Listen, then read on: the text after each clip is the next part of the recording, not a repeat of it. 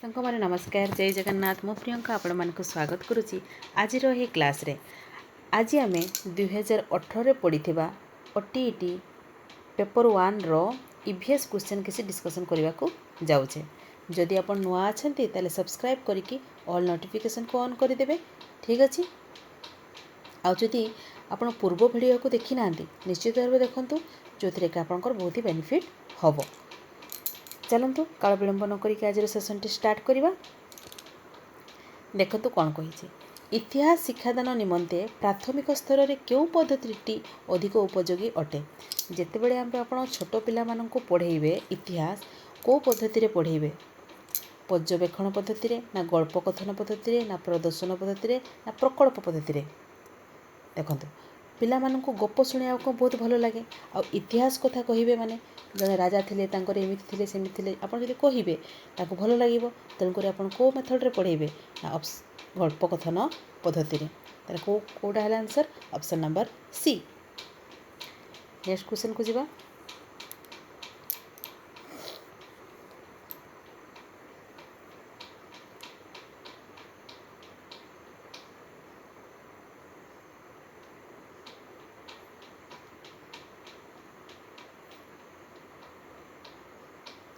ଦେଖନ୍ତୁ, ଏଠି କ'ଣ କହିଛି? ପ୍ରାକୃତିକ ପରିବେଶର ସଂରକ୍ଷଣ ଓ ସୁରକ୍ଷା ସମ୍ପର୍କିତ ଅଧ୍ୟୟନ। ଆଚ୍ଛା, ଏଇଠି କ୍ୱେଶ୍ଚନଟା ତଳପଟ ଦେଲା। ଦେଖନ୍ତୁ କ'ଣ କହିଛି? ଏଇ ଯେଉଁ 4ଟି ଅପସନ୍ ଦିଆଯାଇଛି, এইগুଡ଼ାକ କ'ଣ? ଶୈକ୍ଷିକ ଦୃଷ୍ଟିକୋଣରୁ ପ୍ରାଥମିକ ବିଦ୍ୟାଳୟର ଶିକ୍ଷାର୍ଥୀମାନଙ୍କୁ ଉପରୋକ୍ତ ପାଠ୍ୟ ବିଷୟ ଗୁଡ଼ିକ କେଉଁ କ୍ରମରେ ପଢ଼ାଯିବା ଉଚିତ?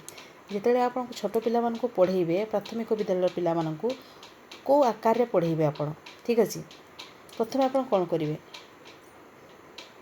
ପ୍ରାକୃତିକ ପରିବେଶର ସଂରକ୍ଷଣ ସୁରକ୍ଷା ସମ୍ପର୍କିତ ଅଧ୍ୟୟନ କରିବେ, ନା ବର୍ତ୍ତମାନ ବିଦ୍ୟମାନ ପ୍ରାକୃତିକ ପରିବେଶ ଉନ୍ନତି ବିଧାନ ନିମନ୍ତେ ମନୁଷ୍ୟର ଦାୟିତ୍ୱ ଆଉ କର୍ତ୍ତବ୍ୟ କଥା ବୁଝେଇବେ? ଦେଖନ୍ତୁ, ଏଇଟା ତ ଲାଷ୍ଟରେ କରିବେ, ହଁ କି ନାହିଁ? ଦାୟିତ୍ୱ ଆଉ କର୍ତ୍ତବ୍ୟ କଥା। ଜୀବଜଗତ ଓ ଜଡ଼ଜଗତ ମଧ୍ୟରେ ପରସ୍ପର ନିର୍ଭରଶୀଳତା ସମ୍ପର୍କିତ ଅଧ୍ୟୟନ କରିବେ, ନା ପ୍ରାକୃତିକ ପରିବେଶର ଅବକ୍ଷୟ ଓ କାରଣ ସମ୍ପର୍କରେ ଏହାକୁ ପରିଣାମ ସମ୍ପର୍କିତ ଅଧ୍ୟୟନ କରିବେ? ଫାଷ୍ଟ ପିଲାମାନଙ୍କୁ କ'ଣ ବୁଝେଇବେ ଆପଣ? ଜୀବଜଗତ ଓ ଜଡ଼ଜଗତ ମଧ୍ୟରେ ପରସ୍ପର କ'ଣ ନିର୍ଭରଶୀଳତା ସମ୍ପର୍କରେ ଅଧ୍ୟୟନ କରାଇବେ। ତାହେଲେ କେଉଁଟା ଫାଷ୍ଟ ହେବ? ଫାଷ୍ଟ ହେଉଛି ସି। ଠିକ୍ ଅଛି। ଦେଖିବା ଅପସନ୍ରେ କ'ଣ କ'ଣ ଅଛି ସବୁ। ଆଚ୍ଛା, ତାପରେ କ'ଣ ପଢ଼େଇବେ? ଦେଖନ୍ତୁ, ସି ଫାଷ୍ଟ ହେଲା, ତାପରେ କ'ଣ ପଢ଼େଇବେ? ନା ଡି ପଢ଼େଇବେ। ତାର ଅବକ୍ଷୟ କିପରି ହେଉଛି, କାରଣ କ'ଣ ଏବଂ କୁପରିଣାମ କ'ଣ ହେଉଛି, ଆପଣ ସେଇଟା ପଢ଼େଇବେ। ଠିକ୍ ଅଛି। ତାପରେ କ'ଣ କରିବେ? ନା ପରିବେଶର ସଂରକ୍ଷଣ ଓ ସୁରକ୍ଷା ସମ୍ପର୍କିତ ଅଧ୍ୟୟନ କରିବେ। ତାପରେ ଲାଷ୍ଟରେ କ'ଣ କରିବେ? ବି କରିବେ। ଠିକ୍ ଅଛି। ଫାଷ୍ଟ ତାହେଲେ ସି, ଲାଷ୍ଟ ହେଉଛି ବି। ଦେଖିବା କେଉଁଟା ଆନ୍ସର୍ ହେବ। ଅପସନ୍ ନମ୍ବର ଡି ଦେଖନ୍ତୁ ଅଛି ନା, କ'ଣ କରି ମାରି ଚାଲିବେ। ନେକ୍ସଟ କ୍ୱେଶ୍ଚନକୁ ଯିବା ଆମେ।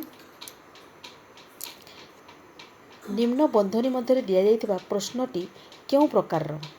ଗଙ୍ଗା ନଦୀ ତ୍ରିକୋଣଭୂମିରେ ଦେଖାଯାଉଥିବା ଜୁଆରିଆ ଅରଣ୍ୟର ନାମ କ'ଣ? ଦେଖନ୍ତୁ, ଏହି ପ୍ରକାର କ୍ୱେଶ୍ଚନ୍ ପିଲାଟି ଯଦି ମନେ ରଖିଥିବ ତାହେଲେ କହିପାରିବ, ହଁ କି ନାହିଁ? ତେଣୁକରି ଏଇଟା ସମ୍ପର୍କ ନିର୍ଣ୍ଣାୟକ। ଏଠି ସମ୍ପର୍କ କ'ଣ ନିର୍ଣ୍ଣାୟକ କରାଯାଉଛି? ଏଠି ସମ୍ପର୍କ ନିର୍ଣ୍ଣାୟକ କିଛି ନୁହେଁ। ବହୁ ବିକଳ୍ପ। ଏଠି 4ଟା ଅପସନ୍ ଅଛି କି ଆପଣ ଗୋଟେକୁ ବାଛୁଛନ୍ତି, ଏହା ମଧ୍ୟ ନୁହେଁ, ଏହା ମଧ୍ୟ ନୁହେଁ। ନେକ୍ସଟ ଦେଖନ୍ତୁ, ମୁକ୍ତ ଉତ୍ତରମୂଳକ। ମୁକ୍ତ ଉତ୍ତରମୂଳକରେ କ'ଣ ହେଇଥାଏ? ବିଭିନ୍ନ ପ୍ରକାର ଆନ୍ସର୍ ହେଇଥାଏ। ଏଠି ବିଭିନ୍ନ ପ୍ରକାର ଆନ୍ସର୍ ହେଇପାରିବ କି? ନାହିଁ। ତାହେଲେ ତାହା ମଧ୍ୟ କ୍ୟାନ୍ସଲ୍ ହେଲା। ତାହେଲେ କେଉଁଟା ଆନ୍ସର୍ ହେବ? ନିର୍ଦ୍ଦିଷ୍ଟ ଉତ୍ତରମୂଳକ। ତାହେଲେ ଅପସନ୍ ନମ୍ବର ବି ହେଉଛି ଆମର ଆନ୍ସର୍। ଠିକ୍ ଅଛି। ନେକ୍ସଟ କ୍ୱେଶ୍ଚନକୁ ଯିବା ଆମେ।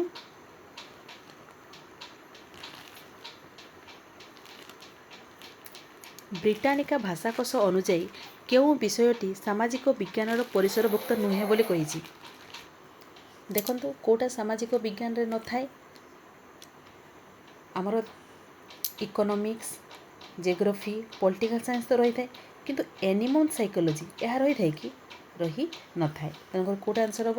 ଅପସନ୍ ନମ୍ବର ଡି, ପଶୁ ମନୋବିଜ୍ଞାନ। ନେକ୍ସଟ କ୍ୱେଶ୍ଚନକୁ ଯିବା ଆମେ। ନିର୍ଦ୍ଦିଷ୍ଟ ଉତ୍ତରମୂଳକ ପ୍ରଶ୍ନ ଦ୍ୱାରା ଛାତ୍ରଛାତ୍ରୀଙ୍କର କେଉଁଟିକୁ ନିର୍ଦ୍ଧାରଣ କରାଯାଇଥାଏ? ଗୋଟେ ନିର୍ଦ୍ଦିଷ୍ଟ ପ୍ରଶ୍ନ ଯେଉଁଟା ସ୍ମରଣ ଶକ୍ତି, ନା ସୃଜନ ଶକ୍ତି, ନା ଉପସ୍ଥାପନା ଶୈଳୀ, ନା ଯୁକ୍ତି କ୍ଷମତା? ଦେଖନ୍ତୁ, ଏଥିରେ କ'ଣ ନିର୍ଦ୍ଦିଷ୍ଟ ଉତ୍ତରମୂଳକ ମାନେ ସେ ଯଦି ମନେ ରଖିଥିବ ତାହେଲେ କହିପାରିବ, ହଁ କି ନାହିଁ? ତାହେଲେ କେଉଁଟା ଆନ୍ସର୍ ହେବ? ସ୍ମରଣ ଶକ୍ତି ବା ମେମୋରି। नेक्स्ट क्वेश्चन को जीवा आमे देखिए कौन कही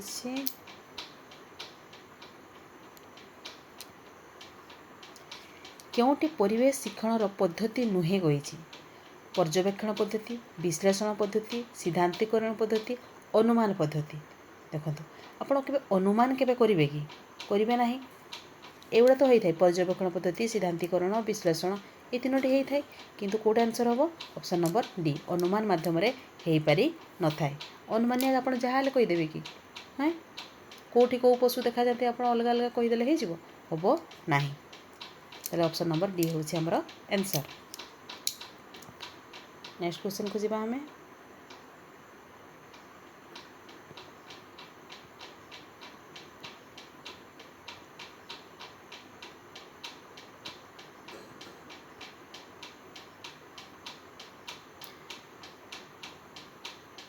हाँ ये ऊपर गोटे क्वेश्चन अच्छे देखीदे विलियम एच किलपाट्री मत अनुसार निम्नोक्त क्यों धरणर प्रकल्प शिक्षार्थी मानकर ज्ञान निर्माण में सहायक होता है कलात्मक ना गठनात्मक ना समस्यामूलक ना दलगत देखु कौटा हम आम सब ज्ञान निर्माण करेंगे परा ताले कौन करेंगे कंस्ट्रक्टिव गठनात्मक ठीक अच्छे कौटा आंसर हम option number B. Next question को जीवा आमे कौन सी स्थानर दैनंदिन तापमात्रा रे परिवर्तन को दर्शाइबा क्यों प्रकार रेखाचित्र आपण सबुठारु उपयोगी हो पार स्तंभलेखा ना रैखिक लेखा ना चित्रित रेखा ना वृत्तीय देखो गोटे स्थानर आप दैनंदिन तापमात्रार परिवर्तन को आप दर्शाइबे प्रत्येक दिन तापमात्रा किपरि चेंज होउची हाँ कि नहीं ताले आपण को माध्यम देखै पारिबे आपण लाइनर माध्यम बढ़ुची कमुची हाँ कि नहीं ये माध्यम आप देखै पारिबे ताले कोट आंसर हम ऑप्शन नंबर सी लिनियर रैखिक माध्यम ठीक अच्छे। नेक्स्ट क्वेश्चन को जीवा आमे ये कौन कही देख तलपटे क्वेश्चनटा अच्छी शैक्षिक मूल्यांकन परिप्रेक्षी में उपरोक्त मध्य कौटा ठीक आ कौटा भूल को कही ठीक अच्छे देखो ये परिवेश अध्ययन कौन प्रांजल भाव में बुझेबे परिवेश अध्ययन कौन विशद भाव में आलोचना करेंगे परिवेश अध्ययन कौन संक्षेप लिखे परिवेश अध्ययन संबंध में बरणी लिखे ठीक अच्छे आम इंग्लिश देखीदे कौन कही देखो explain brief what is environmental studies discuss in detail what is environmental studies right briefly what A environmental studies right A note about environmental studies देखो यहाँ ठीक लगुच ना आपको नोट गोटे बनइबे हाँ कि नहीं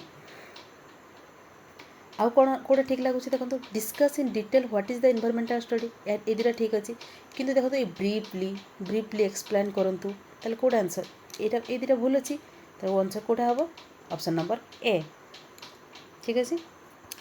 नेक्स्ट क्वेश्चन को जीवा हमें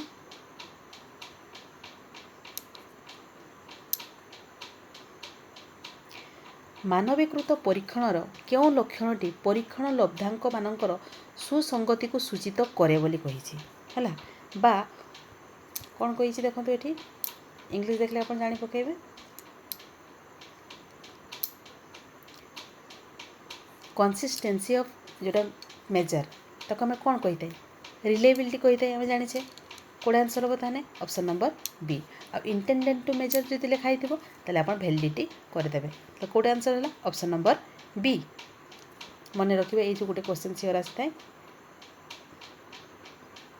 देखो ये भी तलपटे आंसर क्वेश्चन गोटे देसी प्राथमिक विद्यालय गुड़िक उत्तम मानर शिक्षादान और शिक्षण निमित्त उपरोक्त मध्य क्यों क्रमटी सर्वाधिक फलप्रद प्रथम आप कौन देखिए जिते आप शिक्षादान देवे प्रथम आप अनुकूल वातावरण देखिए हाँ कि नहीं वातावरण ठीक अच्छी कि ना ताले कौटा फास्ट हम फास्ट हूँ बी तापर देखिए शिक्षक और शिक्षार्थी संख्यार अनुपात ठीक अच्छी कि ना हाँ कि नहीं तापर शिक्षक मान शिक्षादान दक्षतार मात्रा केते अच्छी नेक्स्ट लास्ट कौन हम शिक्षार्थी मानकर शिक्षण क्षमतार मात्रा ताले फास्ट कौटा बी तापर ए तापर डी तापर सी ठीक अच्छे ताले आंसर कौटा हम option number B. Next question को जीवा हमें ठीक अच्छे एतिके समाप्त होला आज क्लास टी जदि आपको भल लगिला लाइक शेयर करने जमार भूलें और नुआ जदि अच्छा सब्सक्राइब करके ऑल नोटिफिकेशन को ऑन करदे। Thank you. जय जगन्नाथ।